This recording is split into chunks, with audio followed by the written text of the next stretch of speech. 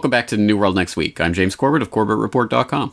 And I'm James Evan Pilato of MediaMonarchy.com. We are one day away from the 14th anniversary of 9/11, and I really think we're seeing the fascist fruits of that day. It's the catalyst for James and I doing what we're doing, our work to this day. But the news about the 14th anniversary of September 11th is that there isn't really any news about the 14th anniversary of 9/11. James, you and I even communicated early this morning and said there's really not anything we would make that we would build an entire New World Next Week episode around the anniversary. I had to go digging for any sort of new news around the anniversary, and we'll include the scant bit of coverage that I found. And the most interesting one, James, at the top, it's quite literally screaming from the top of the search results. Colleges brainwashed students into believing 9/11 was our fault. It's a New York Post screed written by a guy named Paul Sperry, a Hoover Institution fellow and author of Infiltration, How Muslim Spies and Subversives Have Penetrated Washington. And he basically whines and cries about how our colleges are crazy liberal bastions and they're giving sympathy to the terrorists and they don't teach anything about the victims. And it's a phony left-right argument that isn't really worth a whole lot. Some of the other articles, James, surrounding the 14th anniversary, children of 9/11 want to focus on the future, and it's a pretty heartbreaking news video about the kids of those lost on 9/11, mostly just wanting to kind of move ahead and get on with their lives. I can't even really imagine what that must feel like. On the positive notes, however, there's a bunch of fundraising and outreach that's been going on and really building over the last several months and years. From architects and engineers for 9/11 Truth, they are working on fundraising, and I think they're halfway there for a billboard in downtown New York City, which, needless to say, would be seen by millions and millions and millions of people. And also, speaking of being seen by millions of people, former Daily Show host Jon Stewart, the best work he's really ever done, hands down, is his work for 9/11 first responders. He's actually going to head to Capitol Hill very soon to lobby to keep the 9/11 health programs going, the James Zadroga 9/11 Health Act. A lot of that stuff is really going to start to evaporate really soon. So trying to make those things permanent, as we've just noted here even recently on these episodes, people dying at an alarming rate due to 9/11 related illnesses. But James, I think as the anniversary hits, the biggest thing for me that kind of boggles my mind, and I guess it shouldn't, is how everybody can kind of salivate and emote over all the latest paranoia news and not connect it to 9/11. It seems like today's chaos, screaming from the headlines, has been completely divorced from the catastrophic and catalyzing event that precipitated it all. James? Exactly right, and salivate and emote is the right way of putting that, because it brings to mind Pavlov's dog. I mean, you ring the bell and he salivates, but eventually you can just ring the bell. There doesn't have to be any food. He'll salivate just by the sound of the bell, so people can be trained 9/11 terror, 9/11 terror, 9/11 terror, and eventually it's just terror. And we just feel that terror in our bones because we've been told to do so, and we all remember that snuff film that played out on live TV 14 years ago. So it is a Pavlovian response that's been conditioned into the public, and now they can take away the actual thing that caused it in the first place and still get the same response. That's disturbing in many ways, but perhaps even more disturbing is the fact that if 9/11 really isn't the cultural touchstone that it was, and isn't the thing in the psyche that drives forward this war on terror narrative that has been the convenient excuse for waging wars of aggression around the world for the last decade and a half, well, that might mean that they need a new catalyzing event to continue that transformation that the Project for the New American Century warned about 15 years ago. So there could be a downside to that lack of response for 9/11. But anyway, I think with regards to that New York Post screed about college brainwashing, I think one of the most offensive things in there was the suggestion that anyone who doesn't 100% follow the official mainstream narrative of 9/11 and what we're supposed to believe about it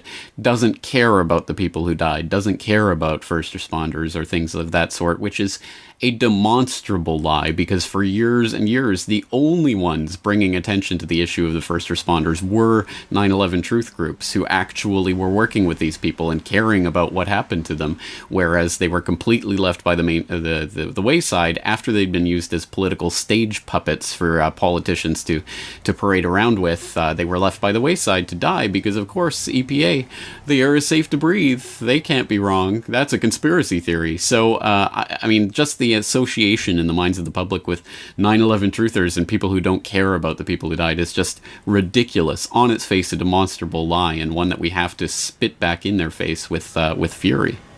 Well, and I think reaching the point where we're the only ones that still ever kind of talk about it, I think it shows that kind of proof in the pudding, so to speak. But it's also, I think New York Post is Murdoch, so it kind of fits that that's sort of the Murdoch, Fox News, why do you hate America kind of garbage.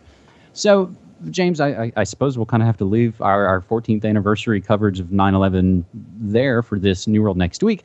But I think our second story, I think, flows quite well from that. And in some ways, it's positive, and it's just as you noted, if the effects are wearing off, then that's what we have to brace ourselves for, because the terror addicts, the ones who get their power from scaring the populace, they might need another fix very soon, as we've been talking about on these episodes for the last few weeks, as there is a lot of fear being ratcheted up about, September, it's all going to go down this September.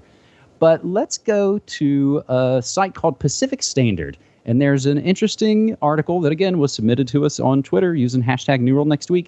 It came from user @such_BS. Has conspiracy theory lost its negative connotations? And it begins by noting one way politicians deflect charges of wrongdoing is by uttering the words conspiracy theory. The term suggests a certain level of looniness, conjuring images of paranoid people struggling to find sinister patterns in random events. Or does it? University of Winchester psychologist Michael Wood decided to test whether the widely disparaged two-word phrase is really as pejorative as most of us assume. To his surprise, he found it is not. In 2 experiments, Wood found labeling an assertion a conspiracy theory had no significant effect on whether people believed it to be true.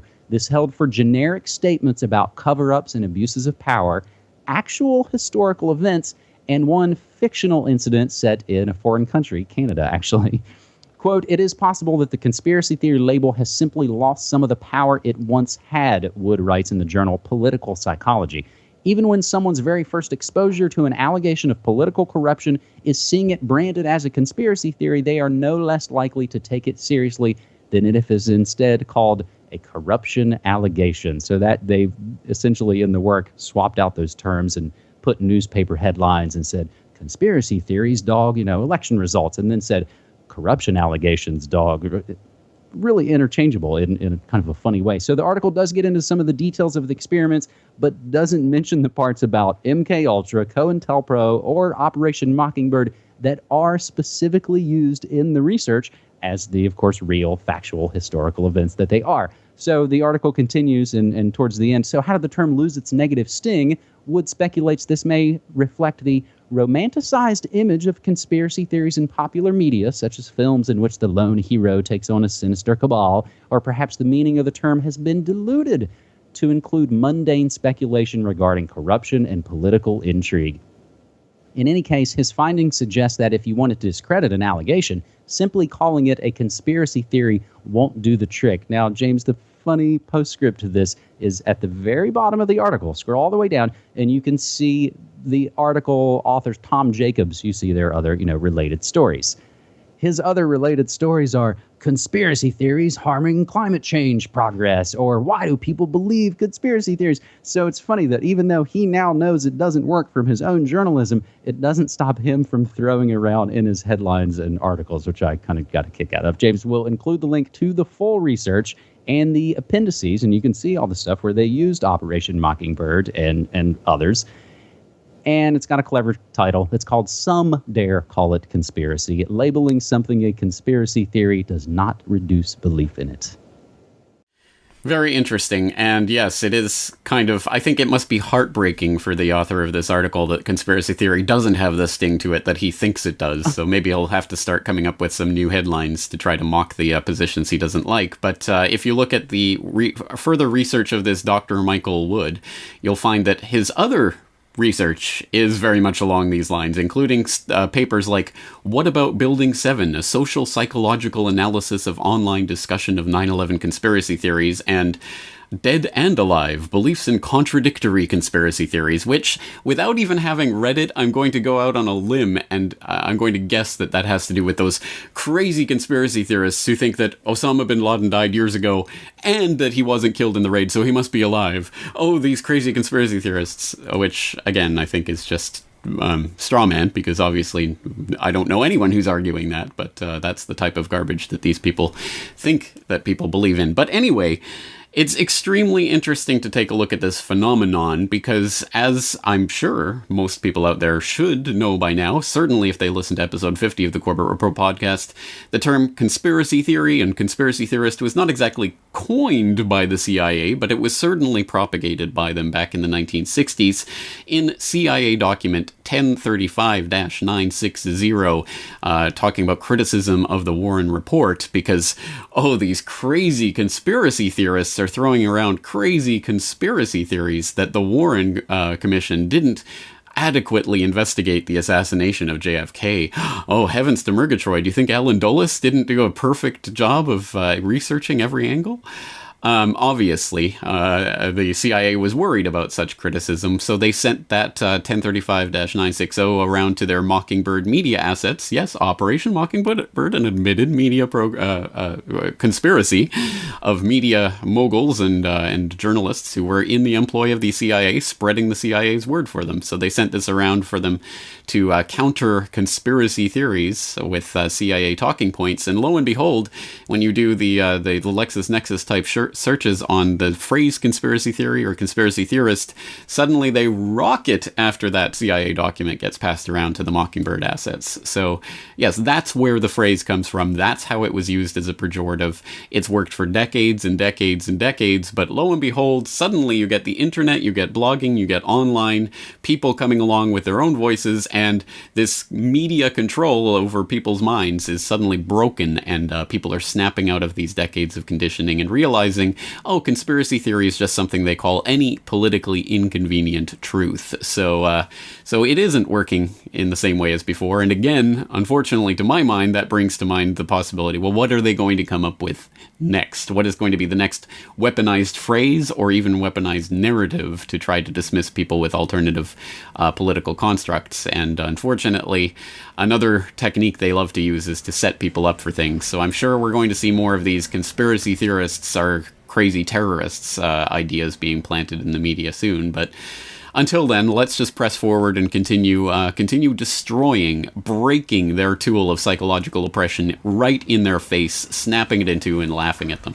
Well, and it's funny because sometimes we have to break it, but in other times they end up breaking it themselves because they beat it too many times, just like the term conspiracy theory. And James, it's interesting. This is a sidebar. We'd have to do a whole other episode on this. As we've reached a point of the cognitive infiltration, and we've now gotten to a point that 14 years after 9/11, and we've mentioned this before, moments where perhaps, conspiracy elements or truther memes and things made their way into mass media, we'd get really excited in the alternative media. Oh man, can you believe they snuck that in there?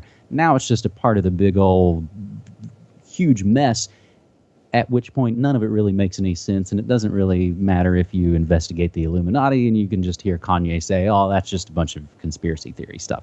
So that's an interesting one to know or to wonder about where we've gotten now thanks to paid trolls on the Fed's payroll mucking everything up like Cass Sunstein wants with the cognitive infiltration. We'll leave that as a sidebar for now and get back to the part about breaking the decades-long programming. And James, I think any other week, conspiracy theory losing its power, that would have been our good news next week stories. We continue to highlight all the positive stories we can on every episode of New World Next Week, all through 2015. But if I may be so self-promotional, there's something I've really only talked about when asked.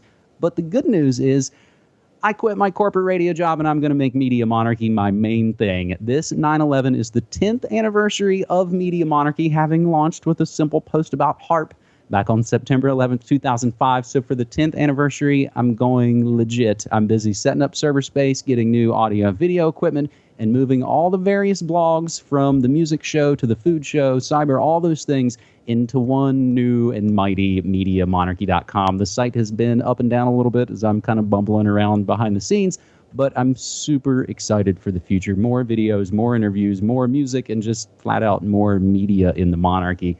And I hope I can get the support to do it. As really, James, I realize, and Some of it's nature, some of it's nurture, but I'm just not happy working for other people. I need to do this kind of work for myself. And it may turn out that I have to do freelance and other kind of AV gigs to keep everything going, but I just couldn't go into a corporate run radio station every day and smile through things I knew were lies.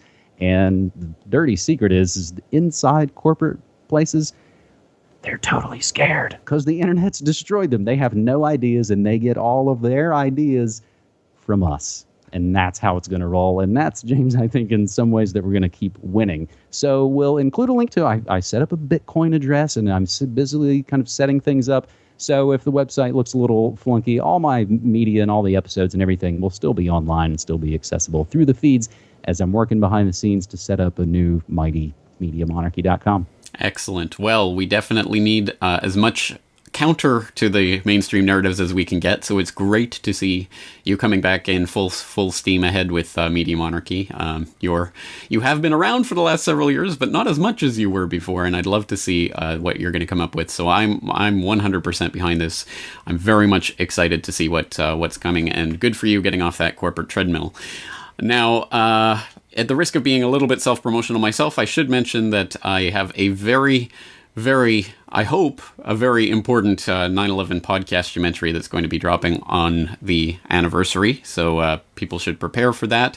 And when it drops, if you enjoy it, please do spread it to the four winds. I've put a lot of work into it, and I hope you appreciate it. Also, on Saturday, I will be presenting to the Rethink September 11th Global Webcast. It's for free viewing on the Rethink September 11th website. That runs all of Friday and Saturday.